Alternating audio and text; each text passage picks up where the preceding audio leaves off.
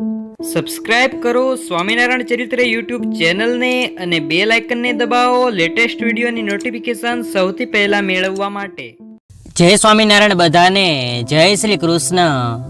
તારીખ 15મી માર્ચ 2026 અને રવિવારના રોજ ફાગણ વદી પાપ મોચની એકાદશી ઉપવાસ છે। લોમસ ઋષિ અને માંધાતા રાજાના સંવાદ રૂપે જે આખ્યાન શ્રી કૃષ્ણ ભગવાને યુધિષ્ઠિર રાજાને કહ્યું હતું તે આખ્યાન આપણે આ વિડીયોમાં સાંભળીએ। એકાદશીના શુભ મુહૂર્ત, પારણા, ઉપાય, દાન વગેરે માહિતીનો વિડીયો ચેનલ પર મુકાઈ ગયો છે, તે જરૂર જુઓ। કામનાઓને પૂરનારી, સિદ્ધિઓને દેનારી, વિચિત્ર પ્રકારની કલ્યાણ કરનારી, પાપનો નાશ કરનારી અને ધર્મને દેનારી એવી આ પાપ મોચની એકાદશી છે। જે માણસો આ મૃત્યુલોકને વિશે પાપ મોચની એકાદશીનું વ્રત કરે છે તેઓનું જે કંઈ પાપ હોય છે તે સર્વ નાશ પામે છે। આ પાપ મોચની એકાદશીની કથાનો પાઠ કરવાથી અથવા એકાદશીની કથા સાંભળવાથી હજારો ગાયો દીધાનું ફળ માણસ પામે છે।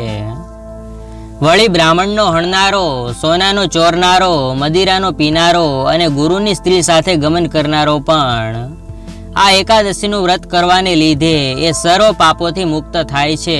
તો આપણે આ એકાદશીની વ્રત કથામાં પ્રવેશ કરીએ। તમને આ વિડીયો પસંદ આવે તો લાઈક બટન જરૂર દબાવજો। યુધિષ્ઠિર રાજા પૂછવા લાગ્યા કે હે શ્રી કૃષ્ણ, મેં ફાગણ માસના શુક્લ પક્ષની આમલકી એકાદશી સાંભળી, પણ ફાગણ માસના કૃષ્ણ પક્ષમાં કયા નામની એકાદશી હોય છે, તેનો શું વિધિ છે અને તેનું શું ફળ છે તે મારી આગળ કહો। શ્રી કૃષ્ણ બોલ્યા કે હે રાજાઓના રાજા યુધિષ્ઠિર, પૂર્વે ચક્રવર્તી માંધાતા રાજાએ લોમસ ઋષિને પૂછવાથી તે લોમસ ઋષિએ માંધાતા રાજાને જે આખ્યાન કહ્યું હતું એ જ પાપ મોચની એકાદશીના વ્રતનું આખ્યાન હું તમને માંધાતા તથા લોમસ ઋષિના સંવાદ રૂપે કહું છું, તે સાંભળો। માંધાતા પૂછવા લાગ્યા કે હે ભગવાન, હું લોકોના હિતની ઈચ્છાથી ફાગણ માસના કૃષ્ણ પક્ષને વિશે કયા નામની એકાદશી આવે છે, તેનો શું વિધિ છે અને તેનું શું ફળ છે તે સાંભળવા ઈચ્છું છું, માટે પ્રસન્નતાથી કહો। લોમસ બોલ્યા, ફાગણ માસના કૃષ્ણ પક્ષને વિશે પાપ મોચની એવે નામે એકાદશી પિશાચપણાને મટાડનારી કહેલ છે। હે નરોને પાળનારા માંધાતા રાજા, કામનાઓને પૂરનારી, સિદ્ધિઓને દેનારી, વિચિત્ર પ્રકારની કલ્યાણ કરનારી, પાપોનો નાશ કરનારી અને ધર્મને દેનારી એવી પાપ મોચની એકાદશીની કથા કહું છું, માટે તે સાંભળો। પૂર્વે અપ્સરાઓના સમૂહે સેવેલા ચૈત્રરથ ગંધર્વના ઉત્તમ પ્રદેશમાં જ્યારે વસંત ઋતુનો સમય આવ્યો ત્યારે આખું વન પુષ્પોથી ભરાઈ ગયું। તેથી તે વનની અંદર ગંધર્વોની કન્યાઓ કિન્નરો સાથે રમવા લાગી અને ઇન્દ્ર વગેરે દેવો ક્રીડા કરવા લાગ્યા। આ ચૈત્રરથ નામના વનથી બીજું કોઈ પણ વન સુંદર ન હોવાને લીધે તે વનની વિશે મુનિઓ બહુ તપ કરે છે। વળી ચૈત્ર અને વૈશાખ મહિનામાં એક વખત દેવોની સાથે ઇન્દ્ર પોતે રમતા હતા, ત્યાં મેઘાવી નામે એક પ્રખ્યાત ઉત્તમ મુનિ પણ આવેલા હતા।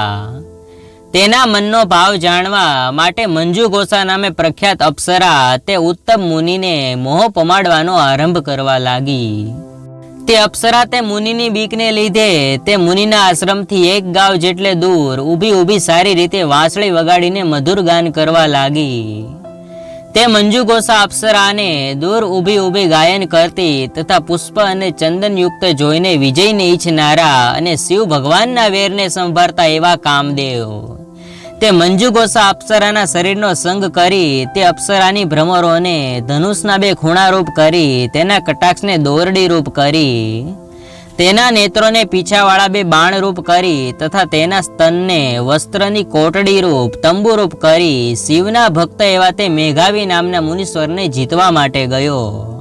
તે વખતે તે મંજુ ગોસા અપ્સરાના અવયવો કામદેવની સેના બન્યા। તેમ તેમ મંજુ ગોસા અપ્સરા પણ મેઘાવી મુનિના દર્શન માત્રમાં જ કામાતુર થઈ ગઈ।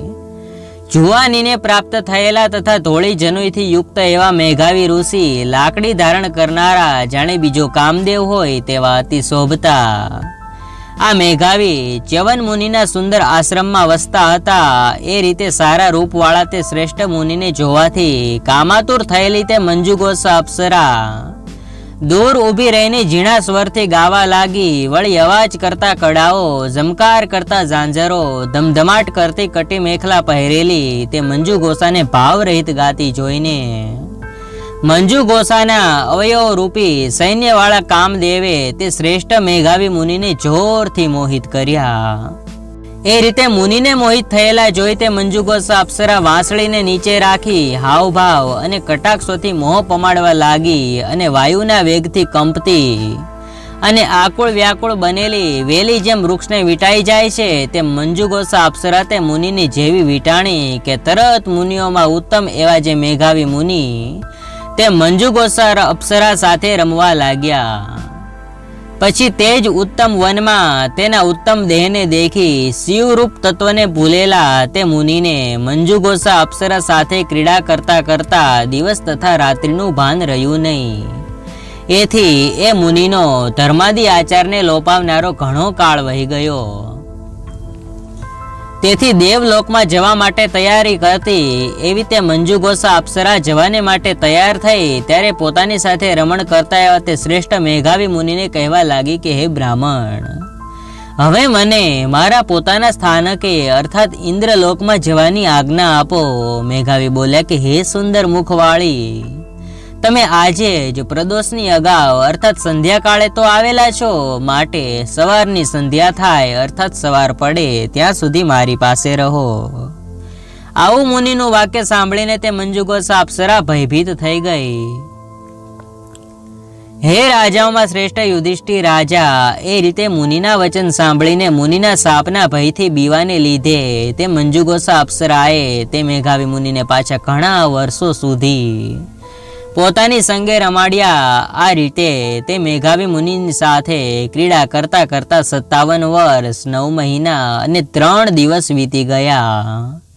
ત્યારે તે મુનિને તો અડધી રાત્રિ પર્યંત જ ક્રીડા કરી હોય તેમ જણાયું. હવે એટલો કાળ વીત્યા પછી ફરીવાર તે મંજુ ગોસા અપ્સરા તે મેઘાવી મુનિને કહેવા લાગી કે હે બ્રાહ્મણ, મારે હવે ઘરે જવું છે, માટે મને મારા પોતાના ઘરે જવાની આજ્ઞા આપો. આવા તે અપ્સરાના વચન સાંભળીને મેઘાવી બોલ્યા કે હે મંજુ ગોસા અપ્સરા, હું જે વચન કહું છું તે તું સાંભળ. કારણ કે હમણાં જ પ્રાતઃકાળ થયો છે, તેથી હું સંધ્યા વગેરે ક્રિયા કરી લઉં ત્યાં સુધી તમે સારી રીતે સ્થિર થાઓ અર્થાત બેસી રહો. એવી રીતનું મુનિનું બોલવું સાંભળીને ભય અને આશ્ચર્યથી આકુળ વ્યાકુળ થયેલી અને અતિ વિસ્મય પામેલી તે મંજુ ગોસા અપ્સરા મંદ મંદ હાસ્ય કરીને જે કાંઈ પોતાને કહેવાનું હતું તે આ પ્રમાણે કહેવા લાગી. મંજુ ગોસા અપ્સરા બોલી કે હે વિપ્રના અધ્યક્ષ મેઘાવી મુનિ, કેટલા પ્રણામો વાળી અર્થાત ઘણી સંધ્યાઓ તમારી નક્કી ગઈ છે, કારણ કે મારી ઉપર કૃપા કરવાથી તમારો કેટલો કાળ વીતી ગયો છે તેનો તમે વિચાર કરો. આ રીતનું તે મંજુ ગોસા અપ્સરાનું વચન સાંભળીને આશ્ચર્ય પામવાને લીધે ઉઘડી ગયા છે નેત્રો જેમના એવા બ્રાહ્મણોના પતિ મેઘાવી મુનિ. તે સમયે હૃદયમાં ધ્યાન ધરીને અપ્સરા સાથે ક્રીડા કરવામાં કેટલો કાળ વીતી ગયો તેનો નિશ્ચય કરવા લાગ્યા. તો તેને માલુમ પડ્યું કે આ મંજુ ગોસા અપ્સરા સાથે ક્રીડા કરતા મારા 57 વર્ષો પૂરા થયા છે અને અપ્સરાએ મેં જે દુઃખથી તપ મેળવ્યું હતું તેનો નાશ કર્યો છે. આમ તે મેઘાવી મુનિ વિચારી તથા તે અપ્સરાને તપનો નાશ કરનારી કાળરૂપ જાણીને હોઠ ફફડાવતા એવા વ્યાકુળ ઇન્દ્રિયો વાળા અતિ ક્રોધી અને નેત્રોથી અગ્નિના તણખાઓની ઝાળને કાઢતા મેઘાવી મુનિએ તે મંજુ ગોસા અપ્સરાને શાપ આપ્યો કે તું પિશાચણી થા. હે પાપણી, દુરાચાર વાળી અને હે પાપમાં પ્યાર વાળી વેશ્યા, તને ધિક્કાર છે. આવી રીતના મુનિના શાપથી બળેલી તે અપ્સરા વિનયથી નીચે ઊભી રહી અને સુંદર ભ્રકુટી વાળી તથા મુનિની કૃપાની ઈચ્છા રાખતી તે અપ્સરા મુનિ પ્રત્યે બોલી કે હે વિપ્રના પાલક, કૃપા કરી મારા શાપની શાંતિ કરો અર્થાત મારો શાપ ટાળવાનો ઉપાય બતાવો. હે બ્રાહ્મણ, સત્પુરુષોનો સંગ કરવાથી 7મે પગલે જ મિત્રતા પ્રાપ્ત થાય છે, ત્યારે મેં તો તમારી સાથે અતિ ઘણા વર્ષો કાઢ્યા છે. આ કારણથી હે સારા આચરણ વાળા સ્વામી, તમે મારા ઉપર કૃપા કરો. આવી રીતના તે મંજુ ગોસા અપ્સરાના વચન સાંભળીને મેઘાવી મુનિ આ પ્રમાણે કહેવા લાગ્યા મેઘાવી બોલ્યા કે હે કલ્યાણી, સાપનો અનુગ્રહ કરનારું અર્થાત સાપને ટાળનારું જે વચન હું કહું છું તે મારું વચન તું સાંભળ. હે પાપણી, હવે હું શું કરું? તે મારું મોટું તપ નાશ પમાડ્યું છે. તો પણ હે સારી ભ્રકુટી વાળી, ફાગણ માસના કૃષ્ણ પક્ષને વિશે સારી અને સર્વ પાપોનો ક્ષય કરનારી પાપ મોચની નામે જે એકાદશી થાય છે તે એકાદશીનું વ્રત કરવાથી પિશાચપણું મટી જશે. એ રીતે અપ્સરાને પિશાચપણાનું નિવારણ કહીને પોતાના પિતાના આશ્રમમાં ગયા કે તરત તેને આવેલા જોઈ ચ્યવન ઋષિ બોલ્યા, હે પુત્ર મેઘાવી, તમે અપ્સરાનો સંગ કરીને પુણ્યનો ક્ષય કર્યો. એ કર્યું શું? તને શરમ આવવી જોઈએ. એવા પિતાના વચન સાંભળીને મેઘાવી કહેવા લાગે કે હે તાત, હું જ અપ્સરા સાથે રમ્યો એ મોટું પાપ કર્યું છે. માટે જેનાથી મારા પાપનો ક્ષય થાય એવું પ્રાયશ્ચિત બતાવો. ચ્યવન ઋષિ બોલ્યા કે ફાગણ મહિનાના કૃષ્ણ પક્ષને વિશે પાપ મોચની નામે જે તિથિ આવે છે તે તિથિનું વ્રત કરવાથી હે પુત્ર પાપનો સમૂહ ક્ષય પામે છે. એવી રીતનું પાપને નાશ કરનારું પિતાનું વચન સાંભળીને તે મેઘાવી મુનિએ પાપ મોચની એકાદશીનું ઉત્તમ વ્રત કર્યું. તેથી તેનું પાપ નાશ પામ્યું અર્થાત મેઘાવી પાપથી મુક્ત થઈને પાછા પુણ્યવાન થયા.